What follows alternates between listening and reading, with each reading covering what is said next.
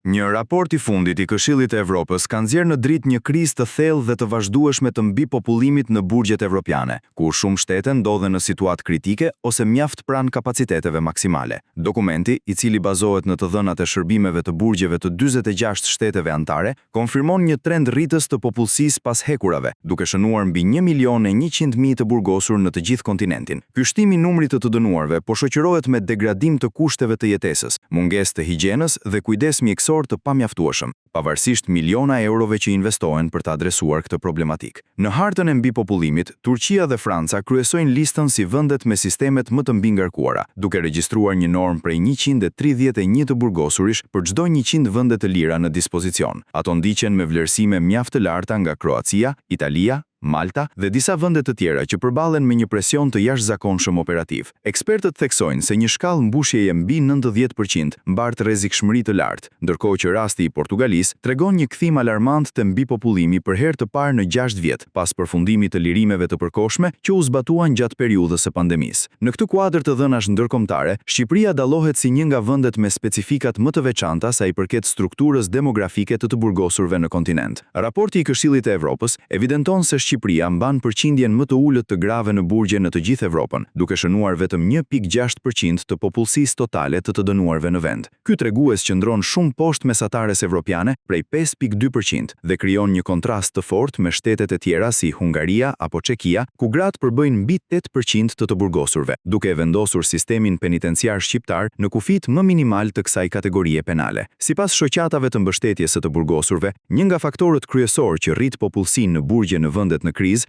është kohëzgjatja mesatare e dënimeve, ku Portugalia mban rekordin kontinental me mbi 31 muaj dënim mesatar kundrejt 9 muajve që është mesatarja evropiane. Po ashtu, kritikave u shtohet edhe përdorimi I shpeshtë I masës së paraburgimit dhe mungesa e dënimeve alternative me punë në komunitet për shkelje të lefta rrugore apo administrative. Kjo situatë ka bërë që Gjykata Evropiane e të Drejtave të Njerëzit të ndëshkojë shtetet për kushtet degraduese dhe çnjerëzore brenda qelive, duke I detyruar ato të paguajnë miliona euro dëmshpërblime ndaj të dënuarve.